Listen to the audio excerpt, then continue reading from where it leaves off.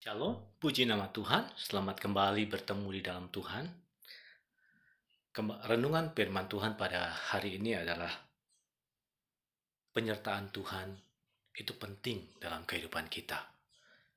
Ayat bacaan saya ambil dalam kitab Mazmur pasal 18, ayat 29, dan seterusnya.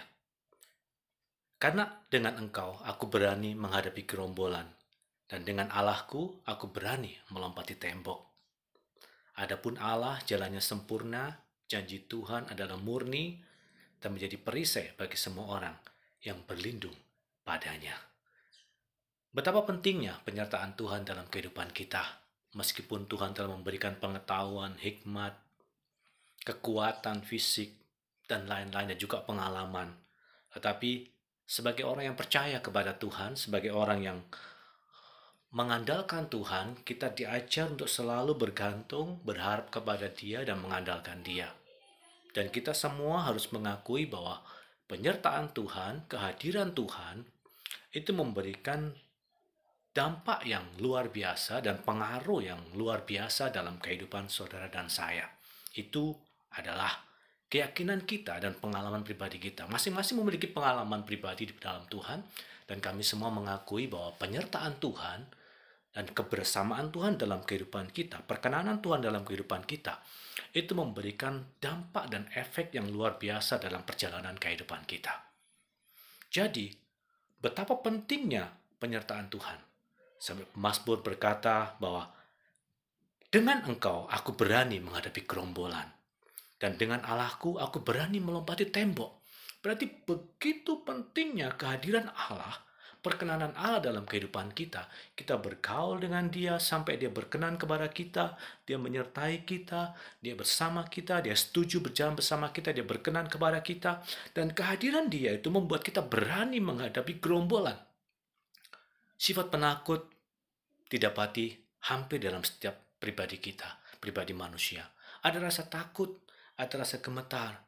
Tapi ketika kita tahu bahwa ada sebuah persoalan yang besar di depan kita, kita tidak mampu. Kita takut, kita gemetar menghadapinya.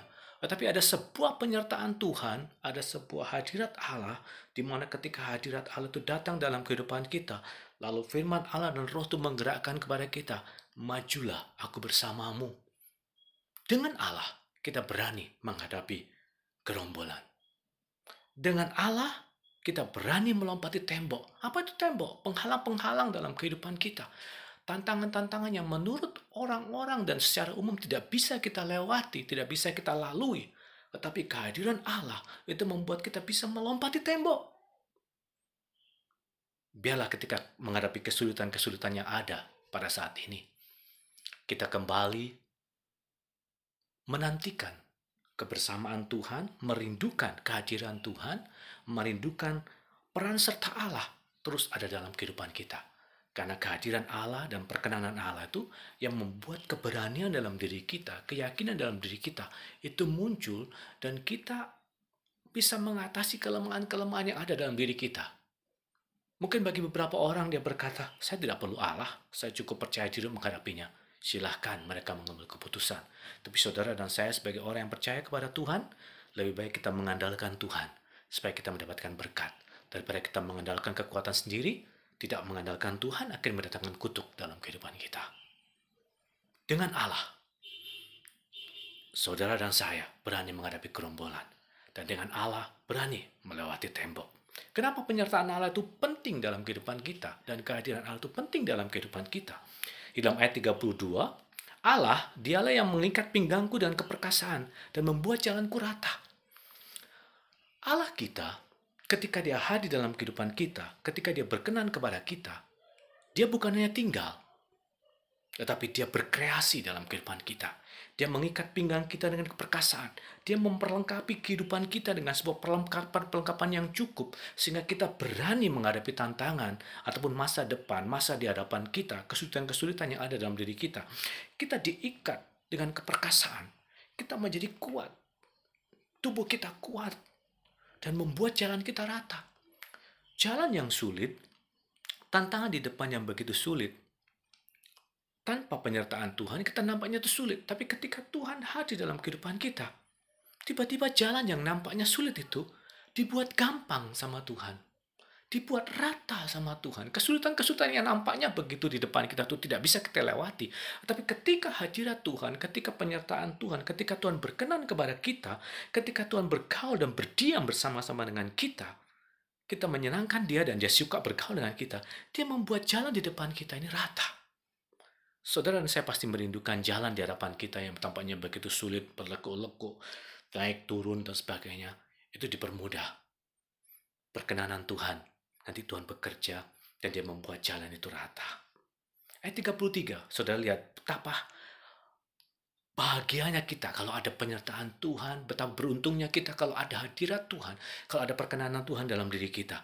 Yang membuat kakiku seperti kaki rusa dan membuat aku berdiri di bukit. Saudara perhatikan, orang yang dulunya tidak berdaya, orang yang dulunya loyo, orang yang dulu tidak punya pengharapan, orang yang putus asa. Tiba-tiba ketika hadirat Tuhan dan Tuhan hadir dalam dirinya, pengurapan Allah ada padanya. Maka kekuasaan Tuhan itu membuat dia menjadi pribadi yang lincah, pribadi yang aktif. Bahkan dia bisa berdiri di bukit, sesuatu yang tidak bisa, yang tidak mungkin dia alami. Dia bisa berdiri di atas. Dia berlompat-lompat, dia beria-ria seperti kaki rusa. Mungkin ada orang berkata, saya ini orangnya malas, orangnya enggan. Ketika urapan Allah hadir, itu membuat saudara berbeda menjadi orang yang aktif. Orang yang diurapi Tuhan adalah orang yang aktif. Orang yang gesit, orang yang lincah.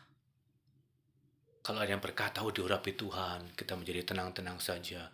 Kita duduk diam saja, kita nantikan pertolongan Tuhan. Kita nantikan Tuhan berkarya dan menganugerahkan segala sesuatu kepada kita. Mungkin ada masa seperti itu. Tapi kalau saudara melihat dalam perjalanan Alkitab, saudara melihat orang yang diurapi Tuhan itu menjadi orang yang berbeda. Dan berbedanya mereka menjadi aktif. Mereka kreatif. Mereka berkarya. Gideon yang sembunyi. Ketika pengurapan Tuhan hadir, dia menjadi pahlawan. Saul dirubah. Daud berubah. Simon berubah yang dari penakut menjadi pemberani berbicara. Pengurapan Tuhan membuat kita lincah. Dalam pekerjaan mungkin kita menemukan jalan buntu. Tapi ketika hadirat Allah dan perkenanan Tuhan membuat kita lincah, kita bisa menemukan seluk-beluk dan bisa melihat peluang-peluang di balik kesulitan-kesulitan yang ada. Biar roh hikmat, roh pengetahuan, roh pewahyuan, roh kesehatan, roh keberanian, dan roh aktif itu turun atas kita semuanya. Ayat 34 dia mengatakan, yang mengajar tanganku berperang sehingga lenganku dapat melenturkan busur tembaga. Lihat di sini. Ketika Tuhan ada, dia mengajar tangan kita. Apa itu tangan? Tangan adalah pekerjaan, aktivitas kita. Sesuatu yang selama ini mungkin kita tidak mampu mengerjakannya, kita tidak mahir di dalamnya, kita tidak mampu di dalamnya. Tapi ketika pengurapan Allah datang, dia mengajar tangan kita. Bagaimana harus bekerja, bagaimana harus berjalan, bagaimana harus memperoleh nafkah, bagaimana harus melangkah, melayani, bagaimana harus berkreasi. Tuhan mengajar tangan kita. Daud diajar oleh Tuhan sehingga dia bisa mengalahkan musuh-musuhnya. Ishak diajar oleh Tuhan bagaimana dia menabur. Yakub diajar oleh Tuhan bagaimana dia memilih ternak. Abraham diajar oleh Tuhan. Semua diajar oleh Tuhan. Simon diajar oleh Tuhan. Murid-murid diajar oleh Tuhan. Zakaria diajar oleh Tuhan. Maria diajar oleh Tuhan. Simon diajar oleh Tuhan bagaimana dia mendapatkan pekerjaan, bisa membayar pajak, bisa memperoleh makanan. Saya yakin saudara yang percaya, ketika saudara percaya kepada Tuhan, ada sebuah perubahan yang terjadi kepada kita. Mungkin tidak nampak secara langsung, tapi undang hadirat Allah, undang perkenanan Tuhan. Dan ketika dia hadir dalam kehidupan kita, dia bersama-sama dengan kita, dia akan mengajar tangan kita untuk berperang, untuk bekerja, untuk beraktivitas, untuk berkarya. Saudara mau tangan saudara berkarya? Musa, dia tidak tahu bagaimana dia berkarya atau memberikan tongkat kepadanya. Lihat apa yang ada di tanganmu, tongkat Tuhan. Apa artinya ini bagiku Tuhan? Aku akan menunjukkan kamu bagaimana cara tanganmu berkarya. Saya percaya kita semua merindukan Tuhan menunjukkan jalan. Mari kita mengundang dia terus.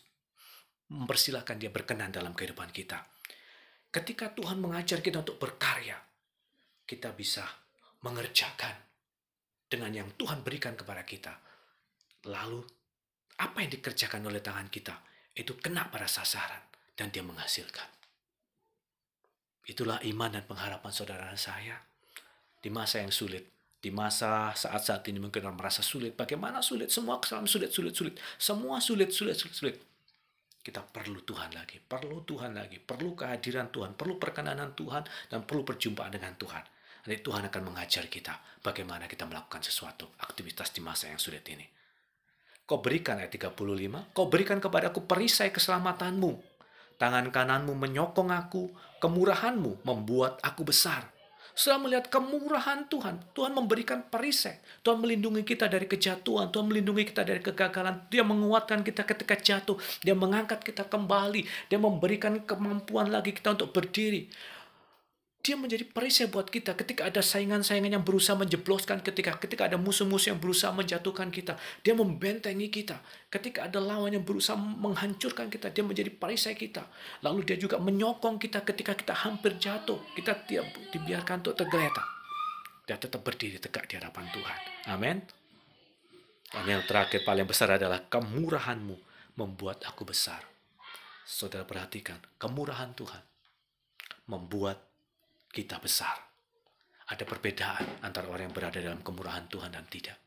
Orang yang berada dalam kemurahan Tuhan itu, dia seperti dikhususkan, dispesialisasi. Ada sebuah perbedaan. Orang lain mungkin ketika dia jatuh, dia langsung tidak bisa bangun lagi. Tapi kemurahan Tuhan membuat kita berdiri lagi.